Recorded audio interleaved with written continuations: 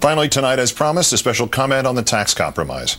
To paraphrase Churchill again, let me begin by saying the most unpopular and most unwelcome thing, that we have sustained a defeat without a war, the consequences of which will travel far with us along our road. We should know that we have passed an awful milestone in our history when the whole equilibrium of American politics and policy have been deranged, and that the terrible words have, for the time being, been pronounced against this administration. Thou art weighed in the balance and found wanting. In exchange for selling out a principal campaign pledge and the people to whom and for whom it was made, in exchange for betraying the truth that the idle and corporate rich of this country have gotten unprecedented and wholly indefensible tax cuts for a decade, in exchange for giving the idle and corporate rich of this country 2 more years to accumulate still more and more vast piles of personal wealth, which they can buy and sell everybody else, in exchange for extending what he spent the weeks before the midterms calling tax cuts for millionaires and billionaires to people who have proven without a scintilla of doubt, without even a fig leaf of phony effort to make it look like they would do otherwise, that they will keep the money for themselves, in exchange for injecting new vigor into the infantile, moronic, disproved for a decade, 3-card Monte game of an economic theory purveyed by these treacherous and ultimately traitorous Republicans, that tax cuts for the rich will somehow lead to job creation, even though if that had ever been true in the slightest, the economy would not be where it is today, in exchange for giving tax cuts for the rich, which the nation cannot afford, and extending their vintage through the next election,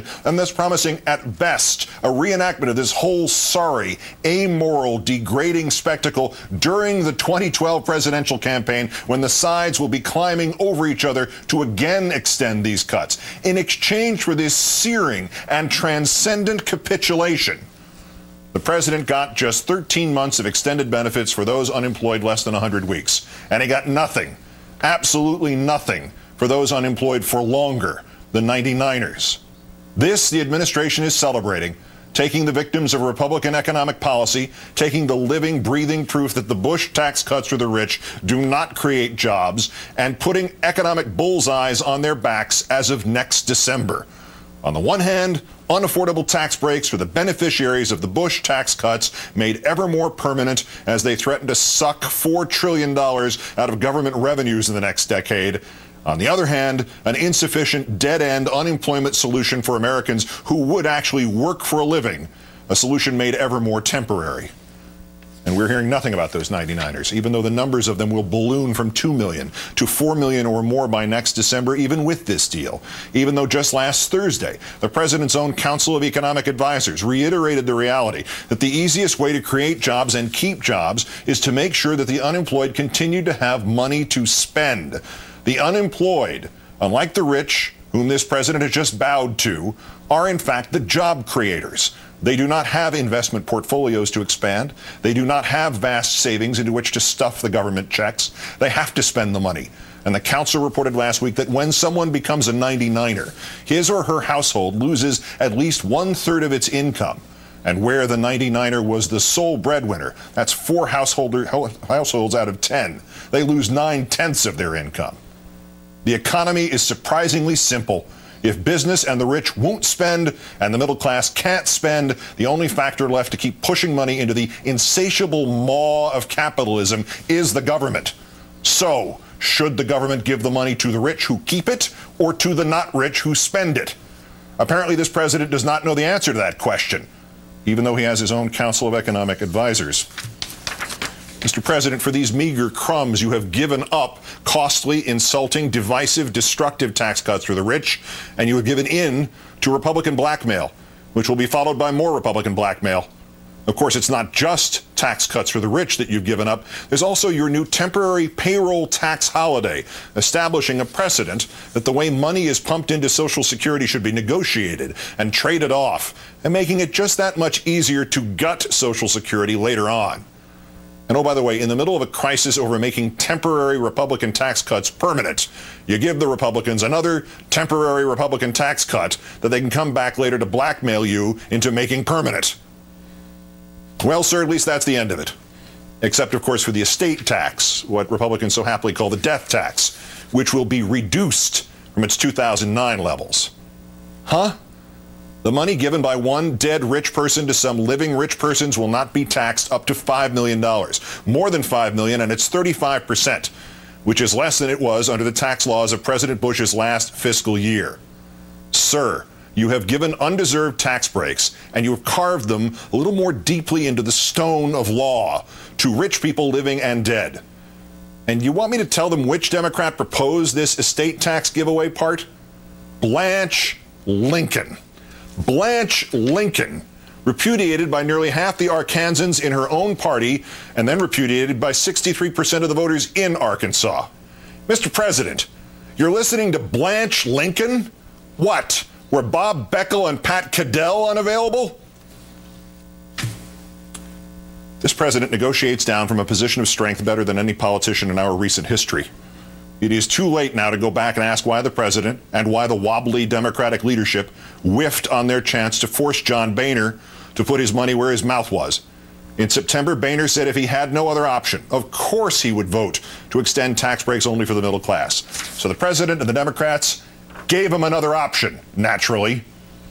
But didn't extending the Bush tax cuts for the wealthy become necessary to get Republican support for extending the jobless benefits?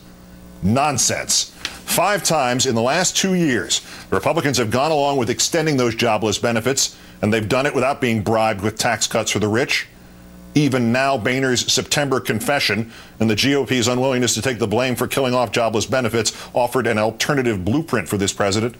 Let the law expire as scheduled in 24 days. Let all the tax breaks go.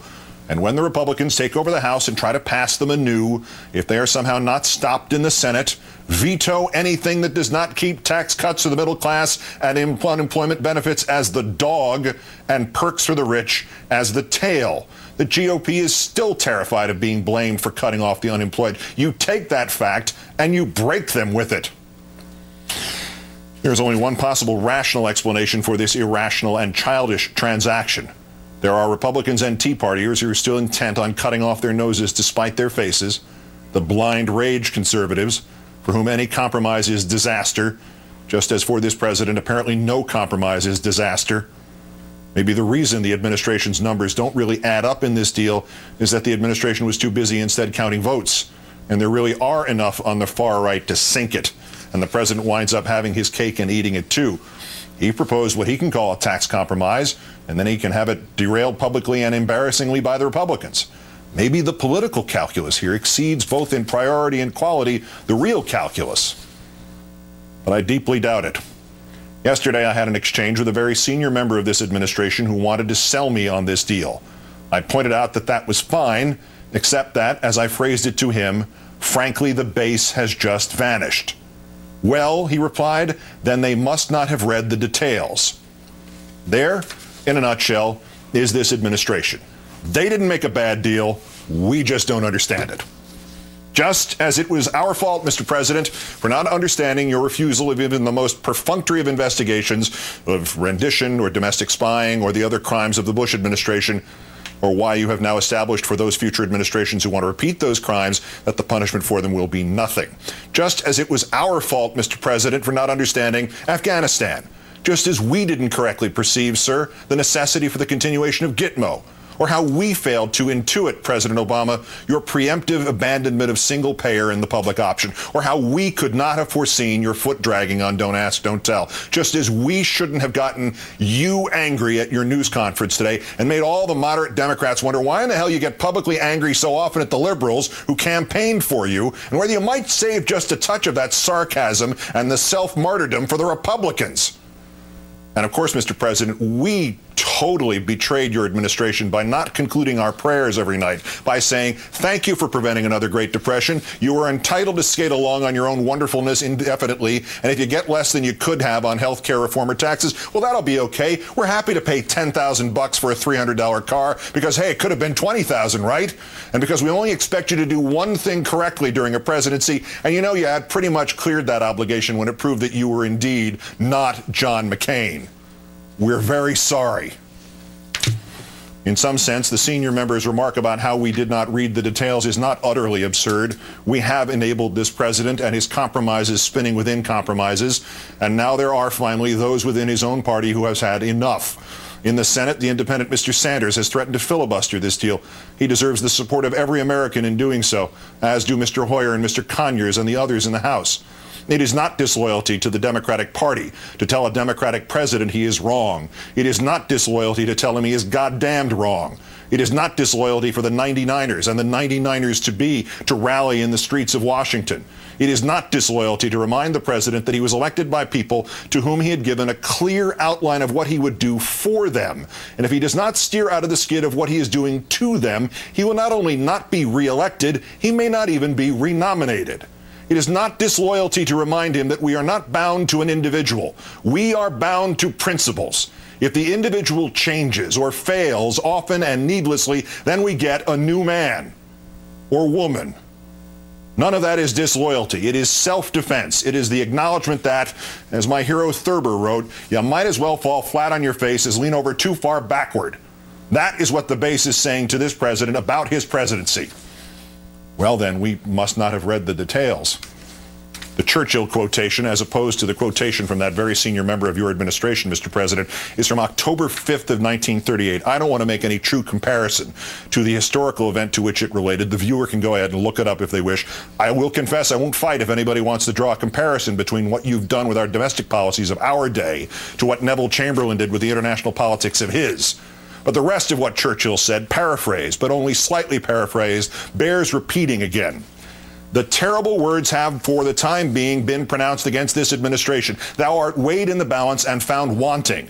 And do not suppose that this is the end. This is only the beginning of the reckoning. This is only the first sip of a bitter cup which will be proffered to us year by year unless by a supreme recovery of moral health and political vigor we arise again and take our stand for what is right.